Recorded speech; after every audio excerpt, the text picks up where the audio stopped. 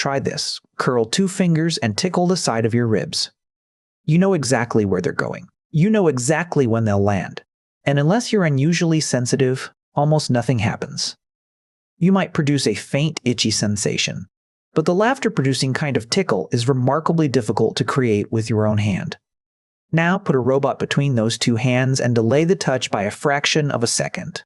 Suddenly, the same movement can feel much more ticklish. But the strangest part is what happens next. Keep that delay long enough, and your brain starts learning the trick. To understand why, forget tickling for a moment and imagine reaching for a cup. In the leading scientific model, your brain sends a movement command down towards your arm and makes an internal copy of that command. That copy helps predict what the movement should feel like before the full sensory result comes back. The cup should press against these fingers. Your sleeve should shift across this part of your wrist. Your shoulder should move by roughly this much. Then the real sensations arrive, and your brain compares them with the prediction. When the 2 line up, the expected touch is turned down. It is not deleted, it simply feels weaker and demands less attention.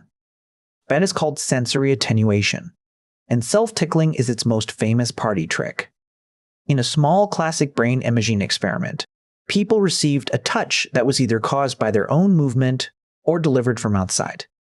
The externally produced touch created a stronger response in somatosensory areas. The results, along with later work, support a cerebellar network role in predicting the sensory consequences of movement. Not one simple tickle switch. So your fingers are not bad at tickling. They are too predictable. Another person has a small advantage. You might see their hand coming, but you do not possess the exact outgoing command that controls it. Their speed can change. Their direction can shift. Their fingers can arrive a little early or a little late. The touch creates a prediction error, and the sensation stays loud. Researchers found a way to manufacture that error without needing another person. In a 1999 experiment, 16 participants moved a robot controller with their left hand. The linked machine delivered the same foam-tipped motion to their right palm.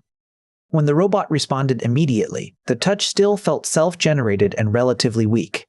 But when the researchers inserted delays of 100, 200, or 300 milliseconds, the prediction and the real touch separated in time. The subjective ticklishness ratings climbed. By 200 milliseconds, those ratings no longer differed significantly from touch controlled from outside. That is 1/5 of a second. Only 2 of the 16 participants even reported noticing a delay. It sounds like a loophole. Delay your own hand, confuse the prediction, and finally tickle yourself. Except your brain does not leave loopholes alone. In a separate 2019 experiment, 30 participants controlled a master robot with their right hand, while a second robot stroked their left forearm. They compared nominally immediate touch with touch delayed by 150 milliseconds.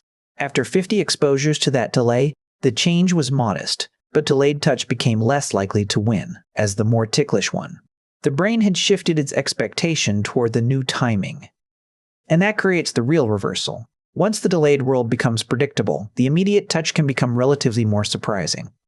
A 2024 brain imaging study examined this recalibration with delayed self-touch. As participants adapted, the usual difference between immediate and delayed self-touch changed in somatosensory processing. Activity in the anterior cerebellum also increased during exposure, supporting the idea that the timing model itself was being updated. Your brain was not simply muting your hand. It was constantly asking a more precise question. Did the sensation arrive where and when my movement said it would?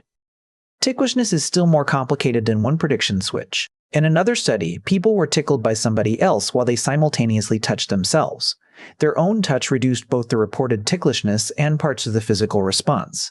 Facial and chest reactions began within roughly 0.3 of a second, with vocal laughter following later. So a tickle is not just a patch of skin being touched. It is timing, expectation, agency, and a body-wide response arriving together. Now try the opening test again. Your fingers move. The prediction races ahead, the touch arrives exactly on schedule, and the volume drops before you ever decide whether it should feel funny. That tiny failure to tickle yourself is evidence of something much bigger. You do not experience your body as an unedited stream. Every ordinary movement comes with a quiet forecast, separating what you caused from what the outside world did to you. So when your own fingers failed to make you laugh, they did not fail at all. Your brain simply got there first.